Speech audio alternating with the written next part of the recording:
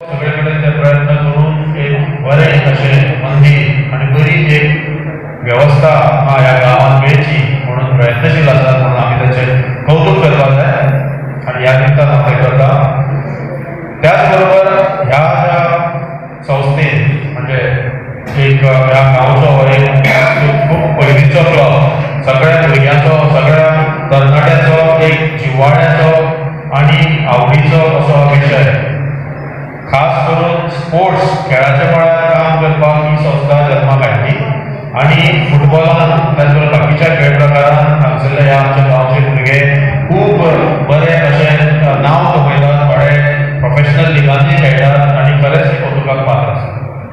उलोवपाचो एक ना कारण कलाकार फुडल्यान बसलेले आसात, प्रेक्षक फुडल्यान बसलेले आसात आनी सगळे कलाकार कला सादर करपाची वाट पळयत आसात.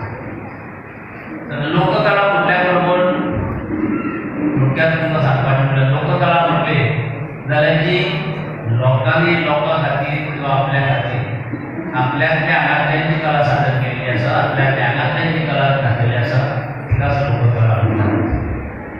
लोककला ही खंयच पयस ना. लोककला ही आपल्याच आंगान आसा, आपल्याच वाठारान आसा आनी आपल्याच घरान आसा. फक्त ते कलेक आमी वळखोवपाक विसरता. ते कलेक आमी जर वेवस्थीत वळखले आनी तेजे भाग करून जर आमी ती कला सादर करपाचो प्रयत्न केलो तर ती उत्कृश्ट आनी एकदम वरच्या दर्जाची ठरतली आनी त्या कलाकाराक ते कले खातीर खूबच मान मेळटलो. आयज प्रेक्षक वर्ग कमी आसा, कलाकार वर्ग सुबेज दिसता.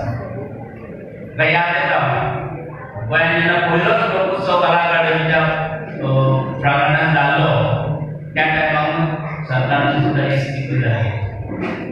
सरकारच्या सुद्दां लोकोत्सवाक लोकांची खूब उपस्थिती कमी आसलेली. पूण आयज जो